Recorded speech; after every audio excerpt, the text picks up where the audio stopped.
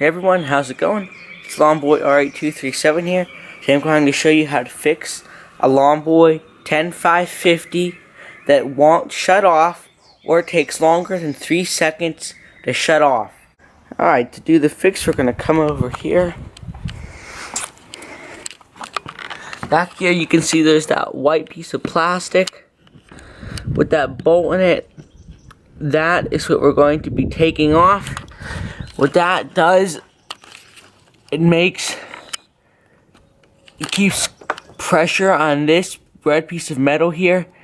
It keeps pressure on it so that it always snaps back against this other piece of metal here. By the way, this fix will only work if you have this style of brake system.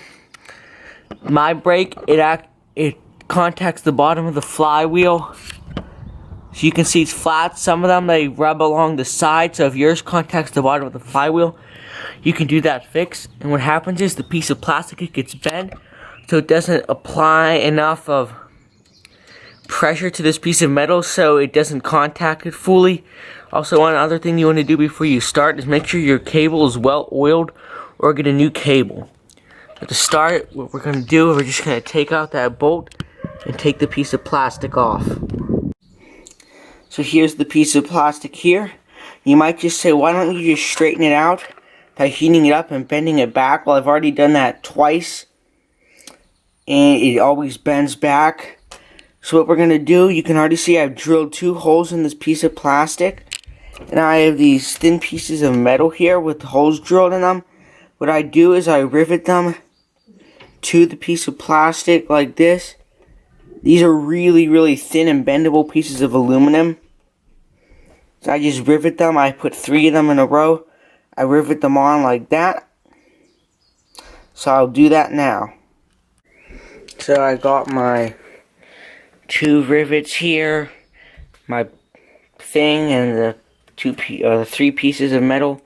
Make sure you use a really thin metal. I'm using aluminum here. It's really soft and bendable. You don't want to use something that's thick, else you end up breaking your cable.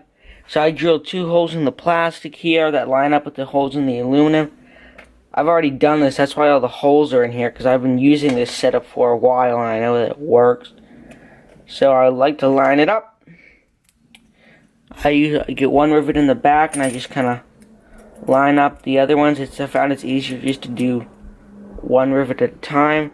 Make sure everything's really squished together. If you want, you could even use a pliers just to make sure all the metal's flat.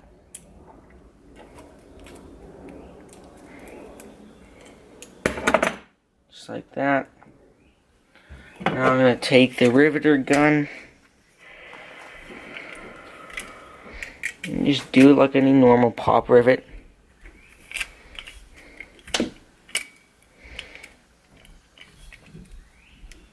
Once I get so far, I'm just gonna get the other one in here so everything's all lined up. Then I'll continue to do it till the rivet pops.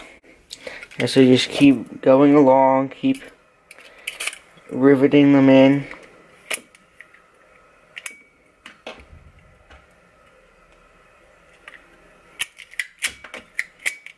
There we go.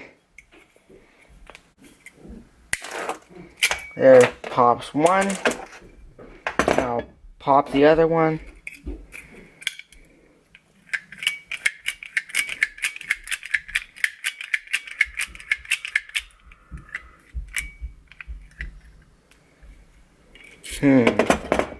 These are some really garbagey rivets. I'll tell you that much.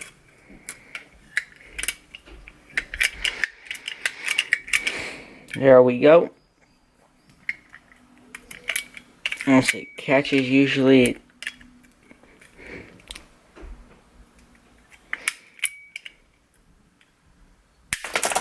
there we go. If you wanted to, you can trim down the rivets that are sticking out on the other side.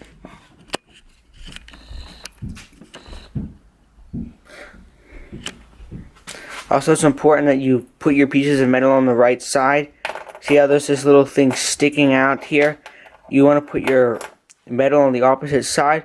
So what I'll probably do is I'll trim these Then what I'm going to do is just put a teeny little piece of electrical tape over this bottom rivet here so it's not touching any metal. Then we'll go reinstall it on the machine. There we go, that's what it looks like. I cut these rivets flush, put a little piece of tape on the bottom rivet. Now I'm going to go put it back on. So there's where we have to screw it in. I'm going to set down the camera and screw it back in. I'll show you what it looks like. So here's what it looks like. One thing, make sure that you have it pushed over so that it's actually pushing onto this metal piece here. There we go, and that's how you do it.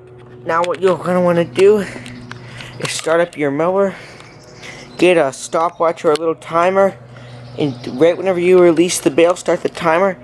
It should stop under 3 seconds. If not, what you're probably going to want to do is replace the cable. But I oiled mine, so it's really smooth now. I'll just show you whenever I squeeze it in. It should be real smooth. And whenever you release it, it releases really quickly. You can hear it down here.